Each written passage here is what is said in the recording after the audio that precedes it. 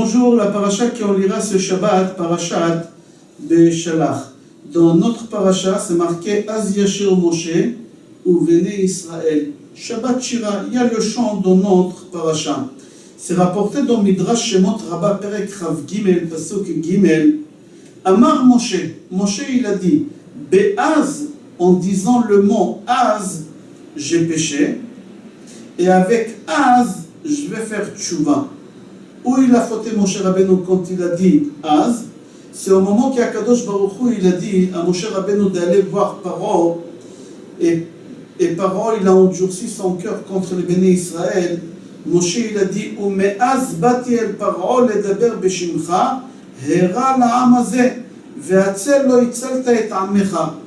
Dans Parashat Shemot Perek Hei, c'est marqué comme ça que Moshe Rabbeinu il a dit Ume'az bati el Paro ledaber beshimcha, c'est-à-dire il a parlé mal contre Hachem. Ou be'az ani omer shira, shene'emar az yashir. Moi je veux faire tikkun, une réparation sur le mot az que j'ai fauté, j'ai mal parlé vers toi, j'ai fait maintenant tchouva et avec le même mot, j'ai fait tchouva az yashir Moshe. La Gemara Sota page Lamed Amud Bet dit que même les bébés qui se trouvaient dans le ventre de leur mère, ils ont fait le chant de Az Yashir. Au moment que Béné Israël, ils ont traversé la mer, ils ont tous chanté Az Yashir. Même les bébés qui se trouvaient dans le ventre de leur mère, ils ont chanté. La question qu'on a demandé, pas moi, ils ont demandé à Rav Chaim Kanievski Shlita, pourquoi les bébés dans le ventre de leur mère, il fallait qu'ils chantent? Ils n'ont pas vu le miracle. Ils n'ont pas participé au miracle, ils ne sont pas nés encore. Pourquoi ils ont chanté? Rav Chaim Kanievski Shlita répond en rapportant la Gemara Gitin page Lamed Aleph Amud Aleph, les paroles de Rava. Rava dit au nom de Rav que Ruach Mizrachit Mesukenet Kolkar she'afilu isha alula la'apil ubar shebemea. C'est-à-dire qu'une femme qui est enceinte, s'il y a un vent de l'Est qui vient, c'est très dangereux pour une femme enceinte. Elle peut faire tomber chas v'shalom les bébés. Et au moment qu'Akadosh Baruch Hu il a ouvert la mer en deux, c'est marqué dans la paracha qu'Akadosh Baruch Hu il a ramené du vent de l'Est. Ruach Kadim, c'est du vent de l'Est. Et les femmes, ils étaient enceintes. Normalement, les bébés, ils devaient mourir. Mais ils ont eu un miracle, les bébés, ils ne sont pas morts. C'est-à-dire que les bébés, ils ont eu la vie sauve. C'est-à-dire que les bébés, ils ont profité de ce miracle. Alors c'est tout à fait normal que les enfants aussi, ils chantent pour Akadosh Baruch Hu, Az Yashir Moshe ou Véné Israël. Rabbeinu Bechai, entre parenthèses, dit que dans la colonne vertébrale, il y a 18 os. C'est le même nombre des mots qu'il y a, des psukim qu'il y a dans le chant Az Yashir. Dans le chant Az Yashir, il y a 18 psukim, les mêmes nombres que la colonne vertébrale. C'est-à-dire quoi? Que le chant de Az Yashir, Az, c'est au futur, on chantera quand la colonne vertébrale au haut, on a l'os, Etzem Luz, il va au Triatamitim, il va repousser le corps à nouveau, on chantera à Triatamitim, Az Yashir Moshe. On continue. Dans le chant, c'est marqué Sous Verochvo Ramabayam. Rashi là-bas dit, c'est-à-dire quoi Sous Verochvo? Le cheval et son cavalier, ils étaient dans la mer. Rashi dit que les deux, ils étaient attachés. Le cavalier, il était attaché au cheval et le cheval, il était attaché au cavalier. Et l'eau, il les ramenait vers le bas, aux profondeurs de la mer. Et il les jetait en hauteur, il les ramenait au profond de la mer. Et ils étaient toujours attachés, ils ne se séparaient pas. On pose la question, pourquoi il fallait qu'ils soient attachés, le cheval et le cavalier? Le Panim Yefot, il donne une réponse d'après la Gemara Sanhedrin Page Tzadik Aleph, qui dit là-bas qu'après que l'homme il quitte ce monde-là, le corps il reste ici et la neshama elle monte au haut.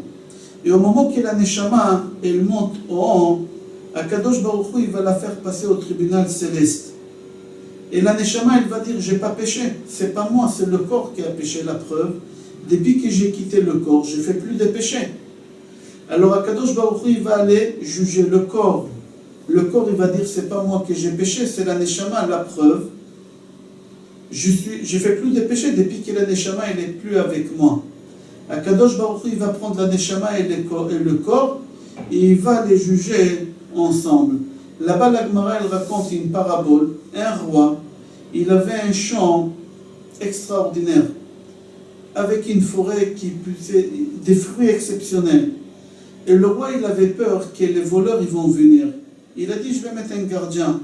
Mais le problème que le roi, il a eu peur de gardien. Les fruits étaient tellement beaux qu'il a eu peur que le gardien, il va les manger. Qu'est-ce qu'il a fait le roi? Il a eu une idée.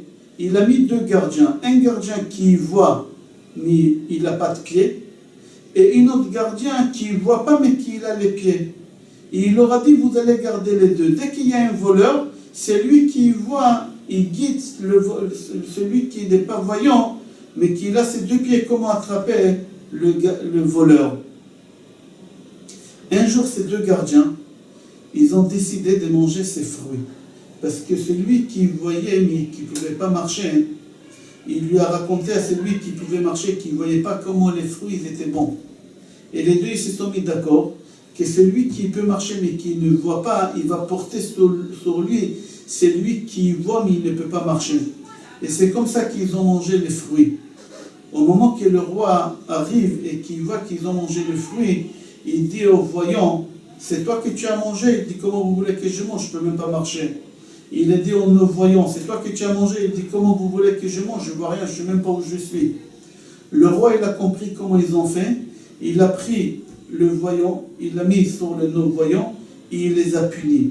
C'est comme ça qu'Akadosh Baruch Hu, il a fait avec le cheval et son cavalier en Égypte. Au moment qu'Akadosh Baruch Hu, il a dit aux Égyptiens, c'est toi qui as fait du mal au béni Israël, l'Égyptien il dit, c'est pas moi, c'est mon cheval. Au moment qu'Hachem il dit au cheval, le cheval il dit, c'est pas moi, c'est l'Égyptien. Akadosh Baruch Hu, il les a attachés ensemble et il les a punis. Comme ça, Hachem, il va faire avec la Neshama. La Neshama, il va dire, moi, je n'ai pas péché. La preuve, depuis que je ne suis plus avec le corps, je ne fais plus de péché. Le corps, il va dire la même chose. Alors, Akadosh Baruch Hu, il prend le corps et la Neshama, et il les punit ensemble. La question qu'on se pose, comment exactement les Égyptiens, ils se sont noyés dans la mer? Puisque c'est marqué, une fois, qu'ils se sont noyés comme une pierre, c'est-à-dire vite, tac, tac, tac, comme une pierre dans l'eau. Et dans le Pasuk Yud, c'est marqué qu'ils ont coulé dans la mer comme du plomb, encore plus vite que la pierre. Et dans une autre Pasuk, c'est marqué Yochlomo Kakash, comme la paille, ils flottaient, ils noyaient même pas. Alors Rashi répond sur cette question, et il dit que les mécréants, les méchants égyptiens, ils ont flotté comme la paille, pour qu'ils souffrent. Les moyens, il les a fait couler comme la pierre, doucement, doucement, mais plus vite que la paille. Et les Égyptiens, qui étaient gentils avec les Juifs, comme le plomb, qu'ils ont tombé tout de suite, ils se sont noyés, une fois pour toutes, c'est fini. L'histoire, ils n'ont plus souffert. C'est-à-dire, d'après Rashi, on comprend que la punition aux Égyptiens, elle s'est divisée en trois parties. Les mécréants, ils se sont punis très durement, ils ont flotté. C'est-à-dire, essayer de faire noyer la paille, c'est pas possible. Il faut la prendre par force et la faire rentrer dans le profondeur de la mer. C'est-à-dire, les Égyptiens, méchants, ils n'ont pas pu mourir, il fallait les prendre et les faire rentrer dans la mer, ils flottaient, les faire rentrer, ils flottaient, etc.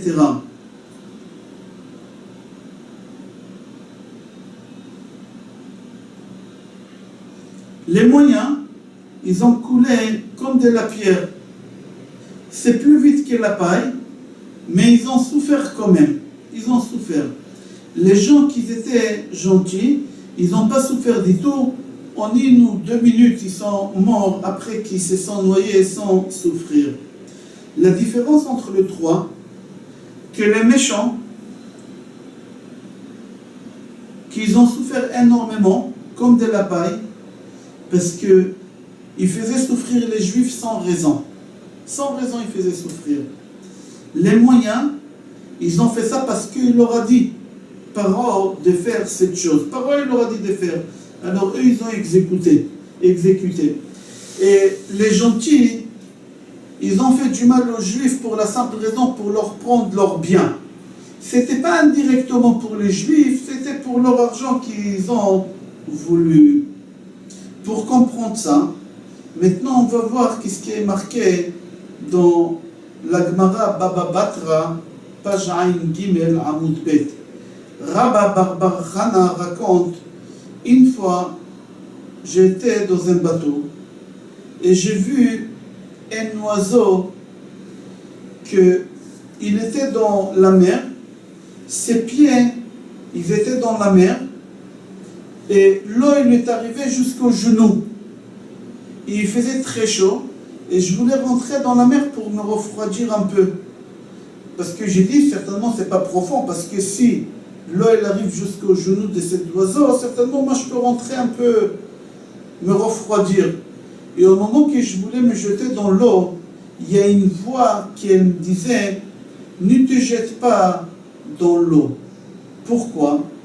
Parce que il y a 7 ans, il y a un menuisier qui a passé par là et il a perdu son marteau. Et le marteau, il est tombé dans l'eau et jusqu'à aujourd'hui, il n'a pas arrivé encore au profond de la mer. Toi, tu crois que l'eau, elle arrive jusqu'aux genoux et après c'est fini? Pas du tout. Il y a 7 ans déjà que le marteau, il est tombé, il n'est pas arrivé encore au profond de la mer. Pourquoi? Parce que dans la mer, en bas, il y a des courants qui font monter le marteau. Et au moment qu'il n'y a pas de courant, il descend, il n'a pas le temps d'arriver en bas, que le courant, il le fait monter. Comme ça fait 7 ans qu'il monte et qu'il descend ce marteau-là. Là-bas, la Gemara dit, c'est exactement ce qu'Hachem a fait avec les Égyptiens. Il descendait, il leur faisait monter. Et en même moment, n'oubliez pas qu'ils étaient attachés avec leur cheval. Et le cheval, il leur frappait avec sa queue. Ça fait très très mal quand c'est mouillé.